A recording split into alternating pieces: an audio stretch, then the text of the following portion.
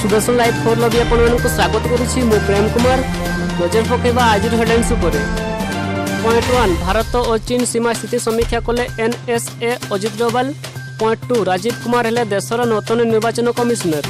Point 3 Goa मुख्यमंत्री प्रमोद साधु corona आक्रांत एवं से होम आइसोलेशन अच्छी एनआई से ट्वीट कर निजे सूचना देते। पॉइंट 4 ओडिशा परि राज्य को बात्या निरोधी भित्तिभूमि आवश्यकता रही कहले शक्ति शिल्प एमएसएमई और गृह राष्ट्र मंत्री दिव्यशंकर मिश्र।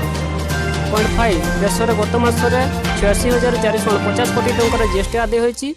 सूचना था कि जुलाई मास अपेक्षा अगस्ट मसरे यार आदाय 1% ह्रास घटी। पॉइंट 6 ओडिशार फुलवाणी जिलार बेआईन भाव तैयारी होता मद खजुरीपदा थाना अंतर्गत गुदारी ग्राम में एसडीपीओ महेंद्रनाथ मुर्मू नेतृत्व चढ़ाऊ कर।